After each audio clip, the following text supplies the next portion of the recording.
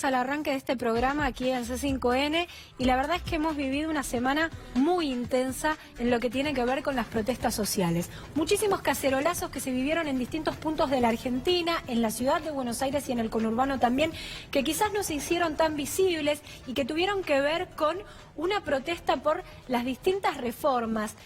Obviamente que la destacada fue la reforma previsional y además estas imágenes que vimos a lo largo de toda la semana y que tuvieron que ver con imágenes cargadas de violencia, que uno pensó que en la Argentina no las iba a volver a vivir y lamentablemente las vivimos tanto el día lunes como el día jueves de la semana anterior. ¿Y qué hizo esto? Desdibujar la verdadera protesta, desdibujar esta protesta pacífica y estas manifestaciones que se hicieron en el Congreso, pero que también no fueron tan visibles. Por eso hoy preparamos una mesa. Claro, porque hay sectores, hay argentinos que utilizan la violencia como táctica para hacer sentir su reclamo, y eso es un grave error y una grave alarma para la sociedad.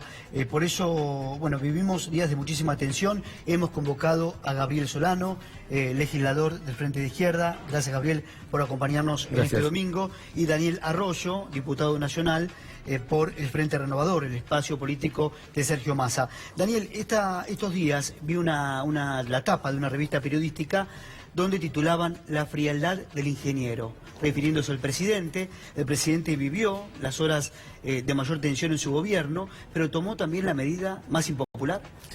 No solo la más impopular, sino la que nos va a meter en un lío bárbaro para adelante. Básicamente lo que hizo el gobierno fue acordar con las provincias, compensar parte de sus recursos, acordar con la provincia de Buenos Aires el fondo del conurbano bonaerense. Eso eran 100.000 millones de pesos y dijeron ¿de dónde lo sacamos? Y lo sacaron de jubilados, de personas que tienen asignación universal por hijo y de personas que cobran pensiones, de 17 millones de personas. No es esto una reforma previsional. La Argentina necesita una reforma previsional, tiene un problema previsional. Pero esto no fue una reforma previsional, fue un acuerdo con las provincias y buscar la fácil, sacarla a los que menos tienen. Objetivamente, a partir de la aprobación de esta ley, aumenta la desigualdad en Argentina. Los que están mal van a estar peor. El jubilado va a tener menos capacidad de ingreso. 1 de cada 2 chicos son pobres. Esos chicos son los que los padres cobran la asignación universal por hijo. Ahí se está recortando. A mayor brecha social, mayor tensión, mayor conflicto. Mayor conflicto y mayor violencia. Eso cualquiera que haya leído un libro sabe que la desigualdad es la ñata contra el vidrio. Yo no tengo nadie, a 3 cuadras de mi casa hay alguien que tiene todo. La tensión y el conflicto hacen la desigualdad. A partir del martes a las 7 de la mañana, que se aprobó esta ley en el Congreso, aumentó la desigualdad en Argentina. Diputado, ¿ustedes cómo los vivieron desde su sector político toda esta cuestión de las protestas, los cacerolazos que quizás no se vieron reflejados a nivel medios, pero que estaban en distintos puntos del país, también acá en Buenos Aires, incluso en la capital federal? Porque la gente se quería hacer escuchar. Absolutamente. A mí me parece que hasta hace una semana nadie entendía qué cosa era la reforma previsional, la reforma laboral. Sonaban a palabras sueltas hasta que quedó claro que era un recorte al bolsillo de las personas. Y me parece que ahí es donde cambió. Está claro que hubo escenas de violencia fuerte y un grupo que fue a complicar las cosas, pero hubo una movilización tremenda, muy grande, de gente protestando, y después los cacerolazos que reflejan básicamente a las familias de clase media que llegaron a la conclusión de que esto los va empeorando. Yo lo viví como una jornada de locura y de tristeza, verdaderamente. Pensé en un momento que el gobierno iba a retirar el proyecto. De verdad, casi ingenuamente pensé que iba a retirar el proyecto. Lo sumamos a Daniel también con respecto a este tema, porque nosotros veíamos lo que estaba pasando afuera, la imagen de adentro del Congreso, donde se pedían que se suspenda la sesión y donde parecía que no pasaba nada y se siguió. ¿Cómo lo vivieron desde tu sector político y qué pensás de todas estas manifestaciones que hizo la gente, obviamente reclamando algo que no querían que se cumpla, que lamentablemente se tuvo que dar? Bueno, la manifestación yo creo que fue contundente. Piensen que la marcha del lunes corría riesgo de que sea más chica que la del jueves, porque después de la represión tan violenta que situó el jueves, que hasta el gobierno la reconoció implícitamente, porque hasta apartó la fuerza que había hecho esa represión. Ellos habían mandado a la gendarmería el día jueves. Lo reconoció la propia Carrió. Lógico, dijeron, bueno, se zarparon, dijo ministra Burri, pare, y colocaron otra fuerza represiva y no la gendarmería. Es una forma de reconocerlo sin decirlo del todo. Pero fue mucha más gente que el jueves, mucha más gente que el jueves. Y fue contra la reforma previsional, pero también con la idea que esto es un paquete. Y este es el primer paso del paquete. Porque cuando el gobierno, después de las elecciones, hizo esa conferencia del presidente Macri en el Centro Cultural Néstor Kirchner, anunció todo un paquete que incluía la reforma previsional, el pacto con las provincias y la reforma laboral. Que es la que se viene. Que es la que se viene. Que como resultado de esta manifestación tan masiva, la tuvieron que pasar para marzo. Porque es cierto que el gobierno logró aprobar la reforma provisional ahora, pero la pasó para marzo la otra. Llevó adelante el gobierno esta medida, no mirando en esta oportunidad las encuestas. El 70% de la sociedad argentina está rechazando la reforma previsional. Pero yo leí un artículo y decían, ¿no? A modo de resumen, lo que dejó el lunes, ¿no? Puntualmente, la violencia que se vivió. Decía, ¿no? Es el reflejo de la Argentina tumbera, pero también de una policía represora, refiriéndose a lo que se vivió en las calles aledañas al Congreso. ¿Vos qué opinás de esa violencia que se vio? Yo leí ese artículo, no lo comparto. Es una especie de teoría de los dos demonios, ¿no? Está la manifestación y está la policía. Acá es un gobierno empeñado en llevar adelante un plan de ajuste. Y uno tiene que medir sus consecuencias. Si uno pasa rojo en un semáforo, puede haber un accidente. Si uno aplica un plan de ajuste que se ocultó en la campaña electoral, a mí me tocó el viernes, se discutió el tema de la legislatura, yo llevé cartelitos, no traje acá, pero llevé los carteles. Sí. Marcos Peña Sí, es verdad. y todos los principales figuras del gobierno, en la campaña electoral, cuando se le decía, nosotros como opositores, en los debates decíamos, usted quiere una reforma provisional. Mentira. Desmentimos que queramos una reforma provisional. Le decíamos, ustedes quieren una reforma laboral a la brasileña. Mentira. Decía, descartamos completamente que vamos a hacer una reforma laboral. Le mienten al electorado para meter miedo. Terminó las elecciones. Y fue el primer anuncio. Y fue el primer anuncio. Entonces, ¿esto por qué es importante que se tenga en cuenta? Porque no tienen un mandato para aplicar este ajuste. El pueblo argentino no lo votó. Entonces, después cuando hay una marcha dicen, como dijo Carrió, el pueblo no delibera ni gobierna, sino a través de sus representantes, que somos nosotros. Dice Carrió que tenemos un mandato. Es mentira. Ellos ocultaron su programa en el transcurso de la campaña electoral, cuando nosotros fuimos muy precisos en querer una explicación. Por ejemplo, la pregunta es la siguiente. Yo fui candidato a la Ciudad de Buenos Aires y estoy seguro, porque lo viví y aparte las encuestas lo indicaban, que una mayoría importante de jubilados votó por Cambiemos en la Ciudad de Buenos Aires. Sí. ¿Hubiesen votado por Cambiemos si se conocía este proyecto antes? No, seguramente. Si se que- conocía que le iban a hacer un manotazo para sacarle 100.000 millones de pesos a los Bueno, jubilados. por eso se fragilizó el humor social, pero sobre todo de los que También. acompañaron a Cambiemos. Absolutamente. Yo creo que hay una bisagra en esto, claramente. Me parece que la elección fue casi Cristina sí, Cristina no. Nadie puso la lupa en el gobierno, sino los que estaban a favor o en contra de Cristina. Exacto.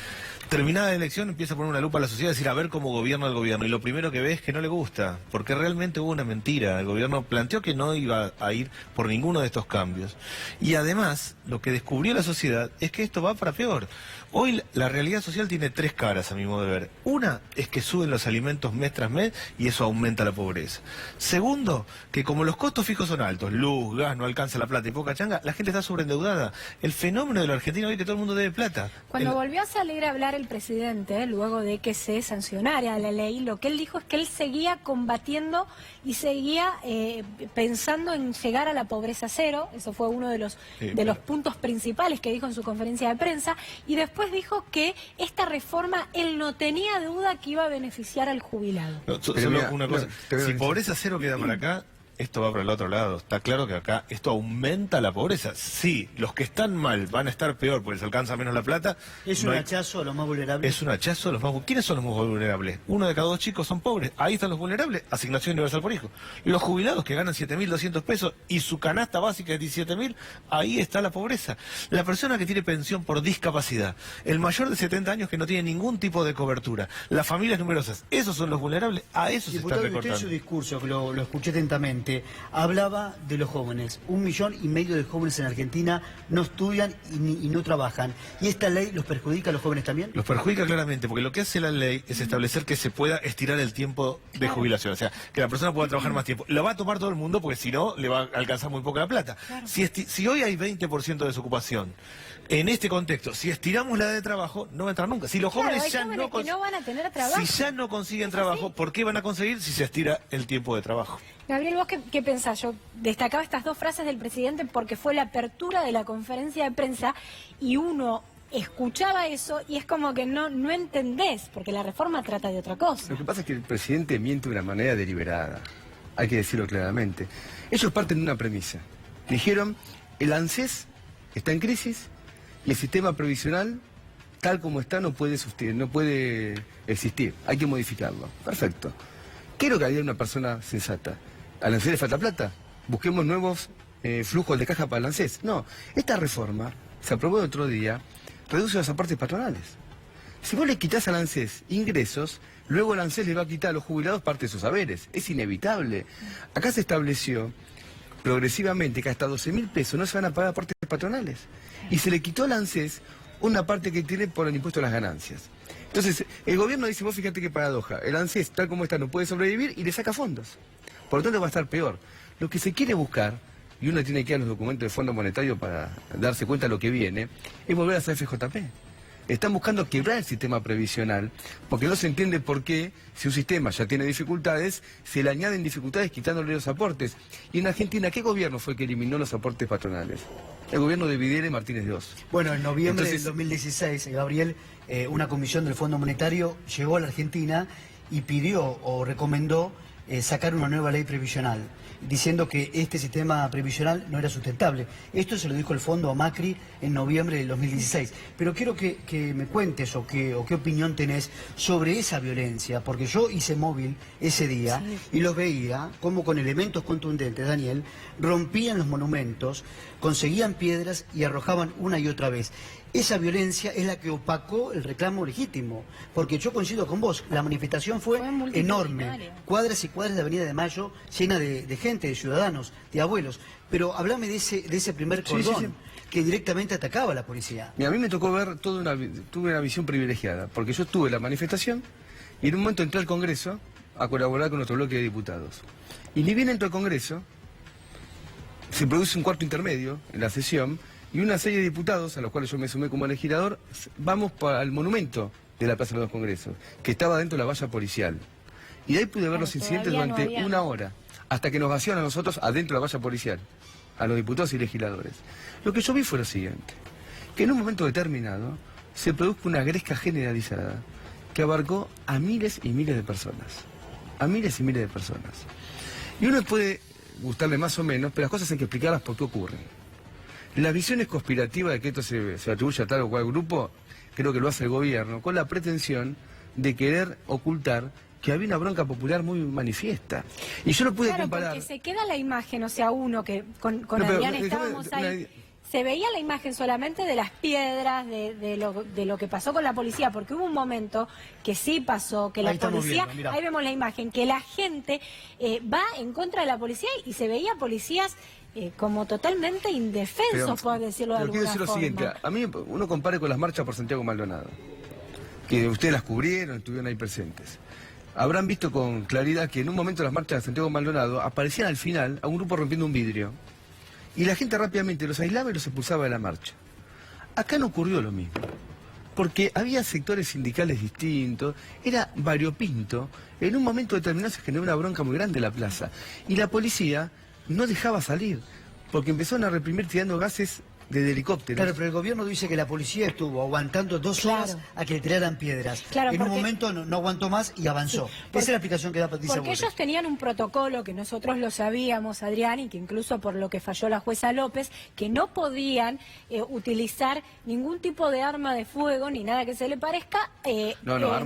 Arma de fuego con balas de plomo, porque, a ver, está prohibido. Pero incluso balas de goma y todo, o sea, que no podían, digamos, accionar si no tenían la orden y si no estaban al límite. En un momento determinado yo estuve ahí, algunos manifestantes tiran vallas. Esto habrá ocurrido 1:30 del mediodía. Hasta las 3 de la tarde no pasó nada. Nunca estuvo el intento, porque no sé, la cabeza había 300.000 personas, qué pensaba cada uno es imposible saber. Pero a nadie se le ocurrió, como dice ahora el gobierno, que tuvo la pretensión de ocupar el Congreso. El único que quiso atropellar el Congreso fue el presidente cuando casi firmó un DNU, el día jueves a la noche, que luego lo detuvieron a último momento sabiendo que se abrió una crisis política dentro de la coalición gobernante. Solamente estaba la pretensión de mantenerse en la plaza porque era una forma de presionar. A la noche incluso hubo un cacerolazo. Y el cacerolazo de la noche también fue reprimido, a las 3 y pico de la mañana. Porque el gobierno no quería, y la gente por qué iba, yo volví a Cacerolazo, estuve ahí también. Estaba la gente y decía, chico, escúchame, ¿podemos parar esto? ¿Podemos lograr que no se apruebe? Porque yo nombré a Patricia Bullrich, me equivoqué, fue la ciudad quien organizó el procedimiento del pueblo, ¿no? El jueves anterior, cuando el procedimiento lo hizo Gendarmería, militarizaron de una manera brutal el Congreso y hubo represión por todos lados. Estoy hablando del jueves primero cuando se cae la sesión. Sí, el lunes fue otro el operativo. El lunes no estuvo la gendarmería en una primera instancia, estuvo el gobierno de la ciudad. Está claro que hay grupos violentos que van a generar lío, pero lo que había es una manifestación muy grande y un descontento muy grande. Incluso el De gobierno... verdad, el gobierno no captó, no olfateó que la sociedad entendió que esto le quita plata a su bolsillo. jubilados. Eso es lo que no captó. Me parece Pero que... usted dijo en varias oportunidades, lo he escuchado, porque tiene una mirada sobre lo social, que estamos alcanzando la tercera generación de exclusión. ¿Nos puede explicar eso? Nosotros estamos entre 3 generaciones de exclusión. Un joven que no vio a su padre o a su abuelo trabajar. Tenemos 3 generaciones de exclusión. Hoy tenemos 1,5 millones de jóvenes. Gran parte de esos jóvenes no vieron sostener el trabajo a su padre o a su abuelo. Esos jóvenes ya son mamá o papá. Sus niños van a ser la 4ª generación de exclusión. Estas políticas que van aumentando la distancia, que van empeorando la situación social, nos meten a una 4ª generación de exclusión. La Argentina tiene varios problemas. De todos los problemas que uno podría marcar en Argentina, el problema central es la falta de oportunidades para los jóvenes. Los jóvenes pobres en la Argentina no tienen problema de tarea. Pibe tiene que trabajar repositorio en un supermercado, va, coloca el producto en la góndola, lo sabe hacer bien. Lo que le cuesta es sostener el ritmo. Ir a trabajar 8 horas todo el día porque no vio a su padre o a su abuelo trabajar. La cultura del trabajo. La cultura del trabajo que lo da la escuela. Pibe se levanta a la mañana, se pone guardapolvo, se peina, se lava los dientes, va a la escuela y hace todos los días lo mismo, a la misma hora. Más allá que sea bueno en matemática o en geografía, tiene un método que luego le sirve trabajar. Eso está quebrado. La mitad de los jóvenes no terminan la escuela secundaria. Yo creo que acá hay que armar una red de 20.000 tutores, con el cura, el pastor, la maestra, el técnico del club de barrio, vincular a los jóvenes vincular a la escuela con los jóvenes y el trabajo, empezar a articular. Generar oportunidades para... ¿De qué trabaja un joven pobre en Argentina? No va a trabajar en el polo petroquímico, en la industria del software. Va a trabajar en la construcción, el textil, el comercio, el metal mecánico. A esos sectores hay que quitarle presión impositiva para orientar a los jóvenes. Es al revés lo que está haciendo el gobierno. El gobierno le quita impuestos a soja, minería, sector financiero y carga más impuestos donde hay trabajo. Yo creo que le está complicando del todo. Para mí... Cada generación son 15 años. Nosotros tenemos 3 generaciones excluidas y estamos entrando en la 4ª. Y la damos vuelta del todo. Y fracasar. Si no damos vuelta a esto, nosotros ahora seremos otra generación que fracasó en la Argentina, como hubo tantas. Bueno, hablando también, para tirarles a los dos el tema, lo que pasó en la legislatura bonaerense y lo que tiene que ver con la jubilación de los empleados del Banco Provincia. Situación también complicada y que ha generado muchísimo debate y muchísimo descontento también. Lo que pasa es que se coloca como privilegio lo que son realidades laborales específicas. Hay trabajos que son considerados insalubres y en la medida que se corrobore que son así, la jubilación anticipada corresponde. No se trata de un beneficio específico, sino se trata de atender una realidad particular. Eso habría que discutir qué otro tipo de trabajos requiere una jubilación específica. Cuando el gobierno, acá tenemos una habilidad, yo la escuché, ellos dicen, combatimos ahora los privilegios. Por ejemplo, no queremos que un juez de la corte cobre tanto o que un tal funcionario. El problema de los privilegios no se puede equiparar a un juez de la corte con un docente que también tiene una jubilación a una edad más reducida, porque no es fácil estar durante 30 años frente a un curso. Y no creo que sea adecuado tampoco para los chicos tener un docente de una determinada edad que ya ha hecho una carrera de trabajo enorme. Entonces se presenta como privilegio. A mí lo que me llamó la atención, la declaración de Michetti, la vicepresidenta, y Juan Grabois coinciden en un aspecto, en un punto. Grabois dice que el panorama viene peor en cuanto a lo social y Michetti, la vicepresidenta, dijo puede llegar a venir más violencia, puede llegar a haber más violencia en la Argentina. A ver, la situación social está empeorando. Sí. Yo te quiero preguntar por el mismo tema. No, a ver, yo creo esto básicamente. Una cosa son las jubilaciones de privilegio, que es básicamente el cuerpo diplomático y la justicia, que está claro que no pueden cobrar lo que están cobrando. Otra cosa es las jubilaciones especiales, como el caso del VAPRO o como el caso de los docentes, que son gente que aporta más, no aporta lo común que aportamos todos, aporta más. Y una maestra jardinera no puede estar dando clase a los 65 años a chicos de 2 o 3 años o 5 años. ¿Sí? O un minero, alguien que trabaja en una mina, tiene que tener una jubilación distinta, en edad distinta al resto. No es lo mismo un minero que un bancario en cuanto al desgaste físico y al tipo de trabajo que hace. Yo creo que se está metiendo en una misma bolsa todo y ahí hay un problema. Las jubilaciones especiales, el aporte de los empleados es mayor y eso hay que considerarlo. Respecto al tema social, a mí me parece que se está poniendo la cosa muy complicada. Yo creo que ¿Coincidís con Miquel? sí, yo creo que hay un fenómeno de implosión social, de mucha gente que revienta para adentro. El fenómeno es que la plata no alcanza. Como no alcanza la plata, porque está todo caro, porque no llego, la gente se endeuda, pero además está sacada.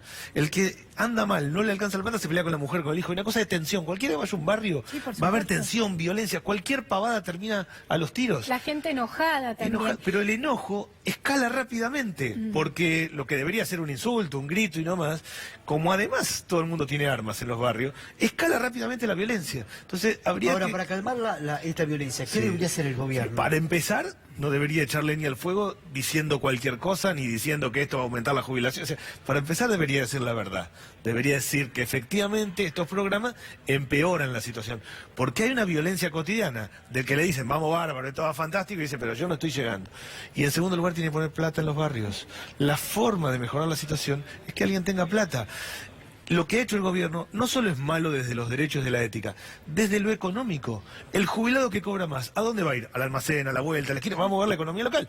La persona que tiene asignación universal por hijo compra alimentos, no compra LEVAC. Toda la plata que tiene, vamos a ver la economía. Si no hay plata en los barrios, la situación se va a poner dura. Hablando de tema de las protestas, ¿no? Hacía rato que por ahí no se veían los cacerolazos, se vieron de una manera intensa. Yo les recordaba fuera de aire esta imagen de un tuit del presidente Mauricio Macri en el año 2012, si no me equivoco, corregime Adrián, donde él le reclamaba en ese momento a la expresidenta Cristina Fernández de Kirchner que escuchara al pueblo. Creo que ahora el pueblo también quiere ser escuchado. Sí, yo creo, mira, este tema de la violencia quiero que la posición nota quede clara. Yo creo que el gobierno realmente juega a las escondidas. También lo discutimos ese viernes en la legislatura. Ahora denuncian sedición por una movilización. Este gobierno está lleno de sediciosos. Este gobierno, una parte de su personal político lo reclutó de la revuelta agraria del año 2009. Y yo no recuerdo ninguna sedición mayor en la Argentina en la época democrática que esa, salvo la de los carapintadas. Porque para reducirse aportes de exportación, esas son las retenciones, amenazaron con desabastecer a las ciudades. Durante un mes las rutas cortadas. Y muchos de ellos fueron candidatos por el macrismo, por ejemplo, De Angelis, que mantuvo la ruta cortada en Entre Ríos. Entonces cuando uno dice eso, te dice, no, es una protesta social. Ahora bien, cuando hay un interés capitalista y los capitalistas recurren a cortar las rutas y amenazar con que las ciudades se queden sin alimentos, es protesta social. Cuando la población trabajadora va al Congreso y rechaza una reforma previsional, laboral, de esta que está aprobando el gobierno, es sedición. Entonces no es que el gobierno le importa la Constitución. Y mirá lo que Acá dijo... lo que está es ese juego del interés. Tienen un parámetro distinto de acuerdo al interés social que se está afectando. Mirá lo que dijo el fiscal Germán Moldés. Pidió no escarcelar a manifestantes violentos. Dicen que no son jóvenes idealistas, son criminales. Un fiscal de la nación está diciendo esto, ¿no? Por eso, y se quiere equiparar una violencia ejecutada por el Estado, con el poder que el Estado tiene, con todos sus recursos, con un manifestante cualquiera que se podrá discutir tal o cual hecho particular, pero que no tienen dimensión en la comparación. Y acá tenemos que, aparte, esa represión del Estado, con toda la fuerza que tiene un plan específico. Porque si vos te van a robar 6.000 millones de pesos, o te van a robar las 8 horas de trabajo con una reforma laboral, o te van a robar una parte de tu indemnización por despido, es un robo. Y cuando la gente entra a robar a la casa, se defiende. También querés En la reclamar. casa alguien se defiende cuando entra a robar. Con respecto al jueves, el gobierno de la ciudad se habían reunido con las distintas organizaciones sociales que, como vimos muchas veces, se manifestaron de forma pacífica para ponerse de acuerdo en que no hubiera desmanes o que Es muy difícil respetaran ponerse de acuerdo cuando te van a robar. ¿Sabes qué pasa? Claro, por Dice, eso. mira, ¿cómo hacemos para ponernos de acuerdo mientras te robamos la jubilación? Ese fue, Es un digamos. acuerdo, me refiero, aquí queda el tema de fondo, si no estamos matando al mensajero. ¿Se entiende? Estamos matando al mensajero. Acá no podemos dejar de discutir que el gobierno, vos fíjate, una semana antes el gobierno amplió por decreto el presupuesto nacional del año corriente, del 2017, en 200.000 millones de pesos. 85.000 millones de pesos eran para pagar deuda pública. ¿Cuánto le roban a los jubilados? Más o menos lo mismo. Entonces, de una manera palmaria, quedó en evidencia que está robando a los jubilados para tener una deuda que ha crecido de manera espectacular bajo el gobierno macrista. Entonces, cuando te hacen algo así, ¿cómo me pongo de acuerdo con el que nos va a robar? Es como entrar a robar tu casa y vos te pones de acuerdo con el ladrón. A ver, Daniel. Yo creo que el gobierno ha generado un clima de época de avance de la fuerza de seguridad. Y eso es complicado y es peligroso. Que hay grupos violentos es evidente. Pero el gobierno le ha dicho a la fuerza de seguridad, ustedes avancen, denle para adelante. Frente a un hecho que sucedió en la Patagonia, la ministra Bullrich dijo, lo que dice la Fuerza de Seguridad tiene criterio de verdad. Que fue muy preocupante, porque fue una declaración fuertísima. Porque... Cualquiera que haya leído un libro de historia argentina sabe que eso es muy temerario, hacer algo así, está claro, de la historia, las dificultades y la mala formación que tiene la Fuerza de Seguridad en Argentina. Desde la Fuerza de Seguridad, cuando uno les dice, ellos lo que dicen es que durante muchos años estuvieron totalmente desdibujados, que no tuvieron valor, que no podían ni siquiera prácticamente hablar, y que ahora es como que los están teniendo más en cuenta, tienen más protagonismos, pero creo que ninguno de los dos puntos van. Hay que encontrar un punto de equilibrio, o sea, que necesitamos fuerza de seguridad claramente, que tiene que haber orden y regulación, está claro, pero no es, usted avancen, denle para adelante muchachos y nosotros defendemos. Está actuando irresponsablemente el gobierno. Yo al gobierno nunca le tuve fe en lo social y económico, siempre pensé que iba a ir para este lado, pero le tenía fe en lo republicano, pensé que iba a ser una derecha más moderna, más republicana, que nos iba a meter un lío bárbaro en lo económico, pero que no iba a reprimir, que iba a organizar, que iba a respetar las instituciones. No está haciendo eso. Después del lunes, ¿es el final de un tiempo o el comienzo del otro? A mí me parece que es el comienzo de un tiempo en el que la sociedad va a ver con lupa lo que hace el gobierno. Yo creo que hasta acá la sociedad fue indulgente con el gobierno. Yo vi en la elección que la sociedad tenía la sensación de que esto no iba bien, pero que había que darle tiempo. Mi impresión es que la sociedad sentía con el gobierno que era como un matrimonio que llevaba casi 2 años, que uno dice, no anda del todo bien, pero recién arranca, digo, vamos para adelante, no puede ser, recién llevamos 2 años. Ahora, me parece, pasado el tiempo, lo va a mirar con lupa. Me parece que, y en ese sentido el gobierno o empieza a gobernar bien, o empieza a cambiar su orientación. Hasta acá gobierna con un solo ojo, gobierna para una parte y no para el resto.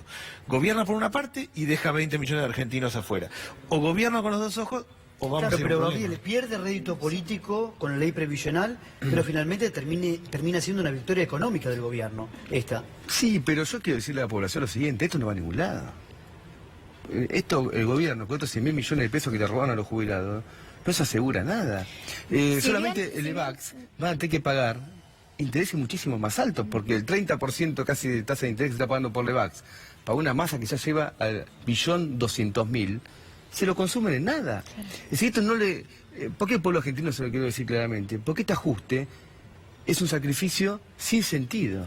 A veces te dicen, bueno, hagamos un sacrificio, como uno en la casa, ¿no? Ahorramos, nos vamos de vacaciones, ahorramos, nos cambiamos el auto, no. Acá, este sacrificio que nos están pidiendo no sirve para nada, salvo para un beneficio, algunos grupos económicos, porque a mí me preguntan, che, ¿gobierno hace cosas bien o mal? Y depende para quién. Depende para quién, los porque... más vulnerables no. 9 puntos, les comento a los dos, lo leíamos hoy en la etapa de página 12, creo. 9 puntos bajó la imagen positiva del presidente. Es mucho, ¿eh? Es mucho. Muchísimo, y aparte ganó hace muy poquitito, y todos los analistas estaban hablando que ganaba en el 2019 y en el 2023, o sea, parecía que tenía una autopista despejada y que iba todo para adelante. La verdad es que es mucho, creo que la sociedad entendió que el gobierno se va a meter con el bolsillo de las familias. Y ese dinero que recauda el gobierno sacándosela a los jubilados, el gobierno dice todo lo contrario que no, que los jubilados van a estar mejor con esta ley. Ese dinero que ahora le sacan, ¿va a los gobernadores o va a María Eugenia Vidal directamente? Va un poquito a los gobernadores y 2/3 a María Eugenia Vidal y el fondo del conurbano bonaerense.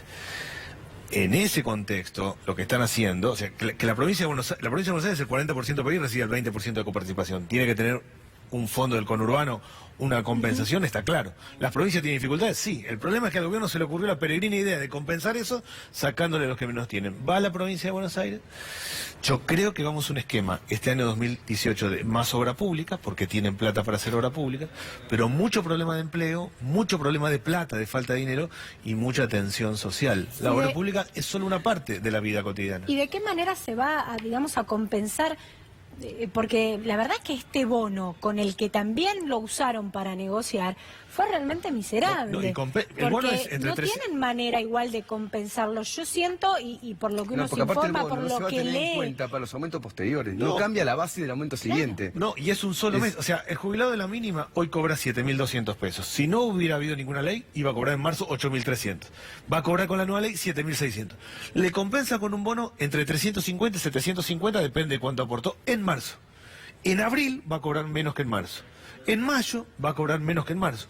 En junio va a cobrar menos que en marzo, porque el aumento que le van a dar va a ser poquito por 3 meses, y así. En realidad el bono compensa un solo mes de todo lo que le están sacando, y no sirve ni para aguinaldo, no sirve para tomar los cálculos. Es como si a cualquier trabajador le dan un bono extra a fin de año, pero no le sirve para el cálculo de su salario. Y Cuando venga el aumento al segundo trimestre, no es sobre la base de la jubilación más el bono. Sin el ¿Entiende? bono. Ahora, yo quiero aportar una mirada optimista.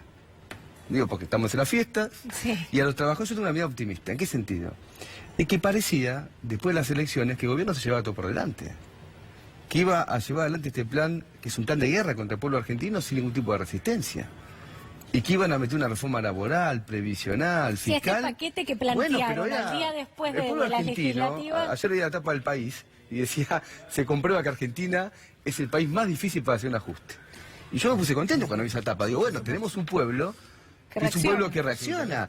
Y ahora tuvieron que pasar la reforma para marzo. Y pasó un hecho de otro día extraordinario en la historia de Argentina. La CGT se reunió, convocó un paro absurdo.